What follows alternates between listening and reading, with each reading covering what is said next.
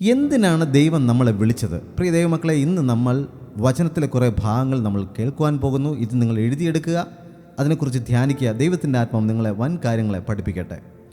മത്തായി 9:13 കർത്താവ് പറഞ്ഞു, ഞാൻ നീതിമാന്മാരെയല്ല പാപികളെ അത്രേ വിളിക്കുവാൻ വന്നത്. ദൈവം നമ്മളെ ഓരോരുത്തരെയും, നമ്മൾ പാപികളായതുകൊണ്ടാണ് ദൈവം നമ്മളെ വിളിക്കുവാൻ വന്നത്. അങ്ങനെ ദൈവം നമ്മളെ വിളിച്ചു. അപ്പോൾ എന്തിനാണ് ദൈവം എന്നെ വിളിച്ചതെന്ന് ചോദിച്ചു കഴിഞ്ഞാൽ നമുക്ക് 8 കാര്യങ്ങൾ മനസ്സിലാക്കാം. ഒന്നാമതായി 1 കൊരിന്ത്യർ 1:9 പറയുന്നു, യേശുക്രിസ്തുവിൻ്റെ കൂട്ടായ്മയിലേക്കാണ് നമ്മളെ വിളിച്ചത്. യേശുക്രിസ്തുവിൻ്റെ കൂട്ടായ്മ, യേശുക്രിസ്തുവിനോടൊപ്പം ഇരിക്കുവാനും സംസാരിക്കുവാനും അത്താഴം കഴിക്കുവാനും ഒക്കെ ആയിട്ട് ദൈവം നമ്മളെ വിളിച്ചിരിക്കുന്നു. രണ്ടാമതായി 1 തെസ്സലോനിക്കർ 4:7 പറയുന്നു, ദൈവം നമ്മളെ അശുദ്ധിക്ക് വേണ്ടിയിട്ടല്ല വിശുദ്ധീകരിക്കുവാൻ വേണ്ടിയിട്ടാണ് ദൈവം നമ്മളെ വിളിച്ചത്. നമ്മുടെ പാപങ്ങളെ കഴുകി, നമ്മുടെ അശുദ്ധികളെ കഴുകി, നമ്മുടെ അഴുക്കുകളെല്ലാം കഴുകി നമ്മളെ വിശുദ്ധീകരിക്കുവാൻ വേണ്ടി. മൂന്നാമതായി ഗലാത്യർ 5:13 പറഞ്ഞിരിക്കുന്നു, ദൈവം നമ്മളെ സ്വാതന്ത്ര്യത്തിനായി വിളിച്ചിരിക്കുന്നു. ഇതുവരെ നമ്മൾ പിശാചിൻ്റെ ലോകത്തിൻ്റെ കീഴിലായിരുന്നു, പാപത്തിൻ്റെ അടിമത്തത്തിന് കീഴിലായിരുന്നു. എന്നാൽ യേശുക്രിസ്തു നമ്മളെ സ്വാതന്ത്ര്യത്തിനായിട്ട് നമ്മളെ വിളിച്ചു.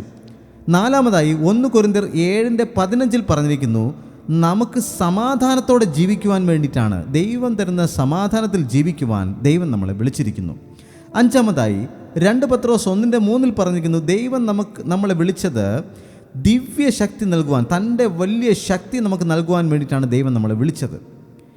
ആറാമതായി 2 തെസ്സലോനിക്കർ 2:14 പറഞ്ഞിരിക്കുന്നു, ദൈവത്തിൻ്റെ മഹത്വം നമുക്ക് നൽകണമെന്ന് ദൈവം ആഗ്രഹിക്കുന്നു. ആ മഹത്വം പ്രാപിക്കാൻ വേണ്ടി ദൈവം നമ്മളെ വിളിച്ചിരിക്കുന്നു.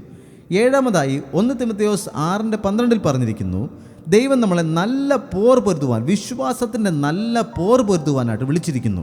അതുപോലെ നമ്മൾ നിത്യജീവന് വേണ്ടിയും സ്വർഗരാജ്യം പ്രാപിക്കുവാൻ വേണ്ടിയിട്ടും ദൈവം നമ്മളെ വിളിച്ചിരിക്കുന്നു.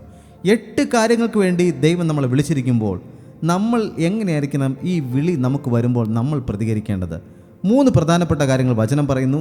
എഫേസ്യർ 4:1 പറയുന്നു, നമ്മൾ യോഗ്യമായി ജീവിക്കണം. ദൈവഹിതത്തിനനുസരിച്ച് ദൈവം പറയുന്ന രീതിയിൽ യോഗ്യമായി നമ്മൾ ജീവിക്കണം. അതിന് കർത്താവ് നമ്മളെ സഹായിക്കും. രണ്ടാമതായി 2 പത്രോസ് 1:10 പറയുന്നു, നിന്നെ തന്നെ നീ ഉറപ്പിച്ചു കൊണ്ടേയിരിക്കണം. അതായത് ദൈവം എന്നെ വിളിച്ചു എന്നുള്ള ഉറപ്പ് നമ്മൾ വീണ്ടും വീണ്ടും നമ്മൾ തന്നെ പറഞ്ഞ് ആ വചനത്തിൽ നമ്മളെ തന്നെ ഉറപ്പിച്ചു കൊണ്ടേയിരിക്കണം.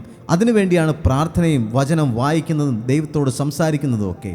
മൂന്നാമതായി എഫേസ്യർ 4:17 മുതൽ 19 വരെ വായിക്കുമ്പോൾ, ജാതികൾ നടക്കുന്നത് പോലെ വ്യർത്ഥ ചിന്തകളിൽ നമ്മൾ നടക്കരുത്, അശുദ്ധിയോടുകൂടെ നമ്മൾ നടക്കരുത്, വിശുദ്ധിയോടുകൂടെ നമ്മൾ ജീവിക്കണം. അപ്പോൾ പ്രിയ ദൈവമക്കളെ, ഈ വചനങ്ങൾ നിങ്ങൾ ഓരോരുത്തരും വീണ്ടും വീണ്ടും ആഴത്തിൽ ധ്യാനിക്കുക. ദൈവം നമ്മളെ വിളിച്ച ആ ഒരു വിളി എത്ര വലിയതാണെന്ന് മനസ്സിലാക്കി ആ വിളിക്ക് യോഗ്യമായ രീതിയിൽ ജീവിക്കുവാനും സ്വർഗരാജ്യം നേടുവാനും ദൈവം നമ്മളെ സഹായിക്കട്ടെ. God bless you.